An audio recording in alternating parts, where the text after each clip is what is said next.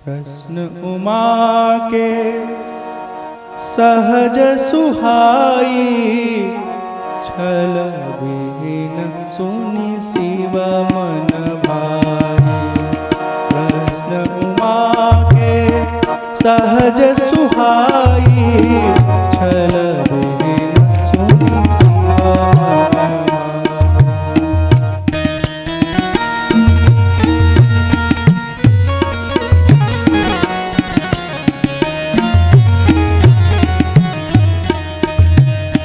हरहि रामचरित सब आए, प्रेम पुलक लोचन जल छाए।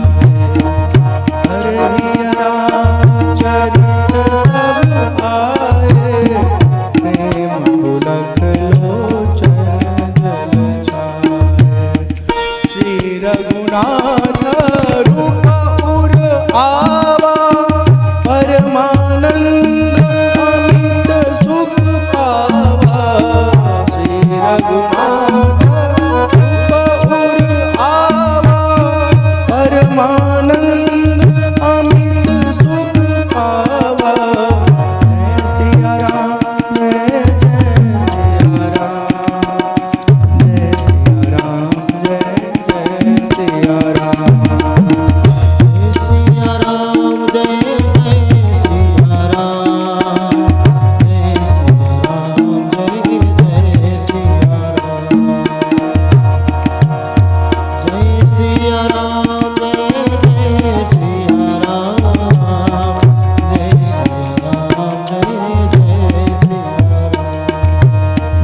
ध्यान रस दंड जुगा, पुनि मन बाहिर की।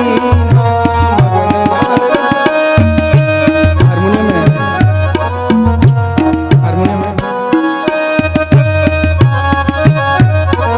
और भी हारमोनियम है ना, एक ही बस है। मगन ध्यान रस दंड जुगा, पुनि मन बाहिर कीना। रघुपति चरित महेश तबा, हर्षित बरने लीना। जय सिया राम, जय जय सिया राम, जय सिया राम, जय सिया राम।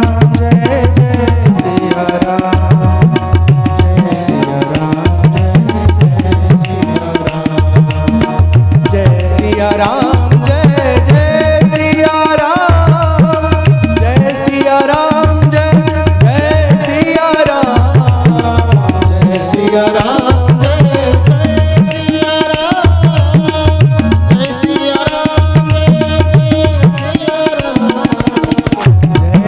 राम,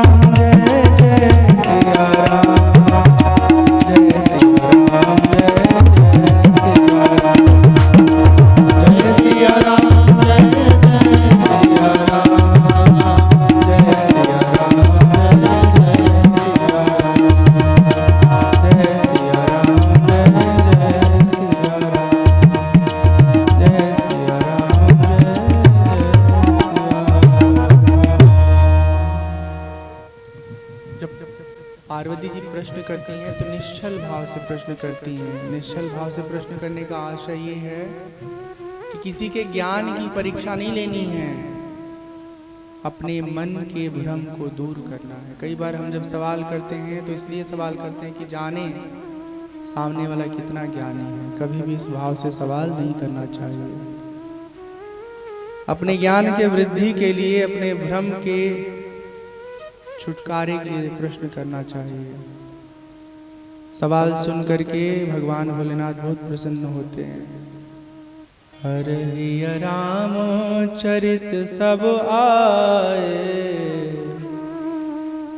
प्रेम पुलक लोचन जल छाए। भगवान भोलेनाथ के हृदय में प्रभु श्री राम का सारा चरित्र प्रकट हो जाता है। प्रेम से उनके नेत्र पुलकने लगते हैं, उनका शरीर पुलकित हो उठता है, आंखों में जल भर जाता है। भगवान श्री राम के स्वरूप को प्रकट रूप में पा करके शिव जी को परम आनंद की प्राप्ति होती है। मगन ध्यान रस दंड जुगा पुण्य मन बाहिर की।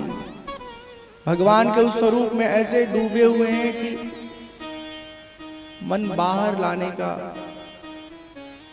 नहीं हो रहा है, और फिर भी अपने मन को उस स्थिति से बाहर लाते हैं और फिर भगवान श्री राम की पावन कथा सुनाना आरंभ करते हैं।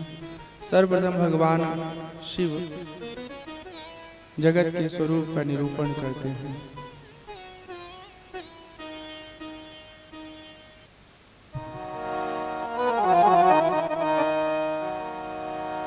झूठे सत्य जाहि बिनु जाने, जिमि भुजंग बिनु रजु पहचाने। जेहि जाने जग जाई हेराई, जागे जथा सपन भ्रम जाई। भगवान भोलेनाथ कहते हैं जगत कैसा है। दिखने में जो जगत सच सच लग रहा है वो सच नहीं है, वो सच से इतर है, झूठा है, असत्य है। जैसे जब हम अंधेरे में कभी कभी चांद की रोशनी में घर से बाहर निकलते हैं या टॉर्च लेके भी निकलते हैं, रोशनी में दूर कहीं दिखता है अरे कोई सर्प पड़ा हुआ है, रास्ते पर आकर के वो रुका हुआ है, मन भयभीत हो जाता है, सावधान होकर आगे बढ़ना है, कहीं छू न दे, कहीं काट न दे। जब हम निकट पहुंचते हैं तब देखते हैं ये सर्प नहीं, ये तो रस्सी है। दूर से वो सर्प दिखाई दे रहा था, जब निकट जाके देखे तब मालूम पड़ा कि वो रस्सी है, सर्प नहीं है। ऐसे ही जगत के स्वरूप को जो हम देख रहे हैं, जब इसको ज्ञान के नेत्र से देखना आरंभ करते तब समझ में आता है जगत सच्चा दिख सा रहा है, सच्चा है नहीं। सच का पहचान क्या है? जो कभी ना बदले वो सच है, जो बदलता रहे वो सच नहीं होता। हम सब अपना देह देखें, शरीर, अपने आसपास की परिस्थिति देखें, अपने गांव की स्थिति देखें। आज के 10 साल पहले आपके गांव की स्थिति कुछ और रही होगी, शायद कुछ कच्चे मकान रहे होंगे। 10 साल बाद वो सब बदल गए, पक्के हो गए। जो पौधे छोटे थे वो बड़े हो गए। जो हमारा शरीर 10 साल पहले था अब वो वैसा का वैसा नहीं है। अब हमारे शरीर की स्थिति बदल गई है। जो निरंतर बदल रहा है वो सत्य की कोटि में नहीं आता है। अतः ये संसार जो सच दिख रहा है, बदलता हुआ संसार सच नहीं है। जब एक बार हम जान जाते हैं कि वो रस्सी में सर्प नहीं है, वो रस्सी ही है, तो हम उसे डरना बंद कर देते हैं। उसी प्रकार जब हम संसार के स्वरूप को जान जाते हैं, संसार से भयभीत होना बंद कर देते हैं। संसार से भयभीत होने का मतलब क्या? एक दिन हम मर जाएंगे, कभी हमारा नुकसान हो जाएगा, कभी किसी प्रकार की क्षति हो जाएगी। हम नुकसान लाभ हानि से परे हैं। भगवान इस प्रकार से पार्वती मैया को संसार का स्वरूप बताते हैं। उसके बाद वो कहते हैं परब्रह्म राम कौन है, कैसे हैं, निरूपण करते हुए भगवान भोलेनाथ कहते हैं राम सच्चिदानंद दिनेसा, राम सच्चिदानंद दिनेसा, नहीं तह मोहि सालवलेसा। राम सच्चिदानंद दिनेसा, नहीं तह मोहि सालवलेसा। सहज प्रकाश रूप भगवाना, नहीं तह पुनि विज्ञान बिहाना।